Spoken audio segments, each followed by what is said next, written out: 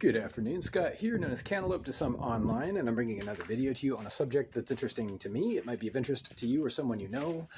And I want to talk a little bit, because it's Sunday, and it's a beautiful Sunday here, I want to talk about the opportunity to better understand how Jesus Christ died for your sins. Because we hear a lot about that. Even if you're not a Christian, you've heard this, that Christ died for your sins. What does that mean exactly? And I'll be honest, for most of my life, I've kind of struggled to understand the idea, and it was never really explained to me very clearly. And I think at this point, I have a clear understanding. So if it's helpful to anybody, I'd like to explain my understanding of it. And it's not necessarily what you think or what you've heard or read in the Bible. Turns out there is an actual history. There's an event that happened, the execution of Christ, that you have heard about, most certainly. And dying for your sins isn't as obvious in terms of what it meant and represented at the time as it might seem. So my take is that there was a very real situation where Christ's followers, his immediate circle of people that he hung out with basically and talked to, were at risk. They were being threatened in a very real way at this point, right before his crucifixion. They were under pressure by the Romans, that there were crucifixions happening daily, lots and lots of them. And the Romans had decided, because of Christ's growing notoriety, that he was a threat to them. So they demanded him. They demanded they basically put out a warrant for his arrest, is what it was. And he probably had a really difficult choice to make, right? That means that his people were at risk of harboring a fugitive. You've heard this crime, right? We have a name for it nowadays called harboring a fugitive, and that's exactly what it was. They were at risk of being charged with that themselves and being summarily executed, every single one of them. This is true.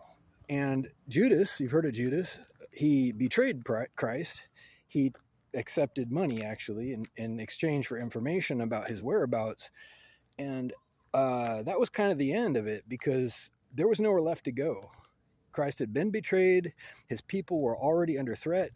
And it was time to walk the walk, so to speak, that he'd been saying all along. He's preaching about turning the other cheek, and the alternative to violence being to let them do what they like, which he'd been saying a lot about it. And it was time for him to put up or shut up, so to speak. And so he did. That's what happened. He very literally died for the sins of the Romans. Not just everybody in general, but that's what it became in rhetoric. He saved his own people, let's be specific and accurate. He sacrificed himself so that his people would not be charged with harboring a fugitive. So he turned himself in, basically. He turned himself into the authorities at the time, who killed him, because that's what they were doing anyway. They didn't care. And his people were spared, more or less. And in gratitude, they kind of, exaggerated. Let's be honest, they exaggerated. They say, okay, we're going to commemorate our boy. He really took one for the team. We're gonna turn him into a god, and we're gonna write about it in that language. We're gonna say unequivocally that he died for everyone's sins in spirit. He saved us, and that's good enough. And that's exactly what happened. It was a real event. It was nothing mystical or he did the right thing at that point. But if you ask me, there was an opportunity he missed earlier on, much earlier on, and that is to organize and fight back. I don't think he was saying the right thing all along, if in fact that's what he was saying. I'm not entirely sure that's what you read about in the gospel is his words, because it's been translated and influenced by various publishers, so to speak, people who have bought the rights to the Bible. And yes, that has happened. But I believe that a dead man is much less than a live man in terms of what he can do, the influence he can have, the good deeds he can do, the productivity.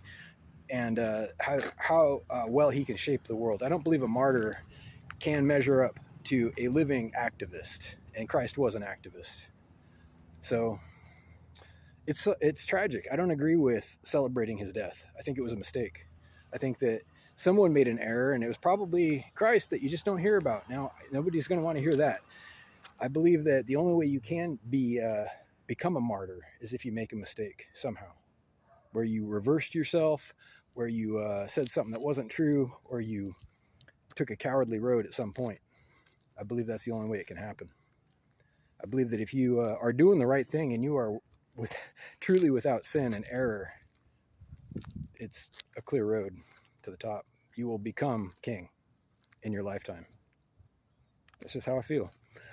If you feel differently, or if you feel the same way, either way, reach out with questions or comments to whitehotrobot@gmail.com. Thank you.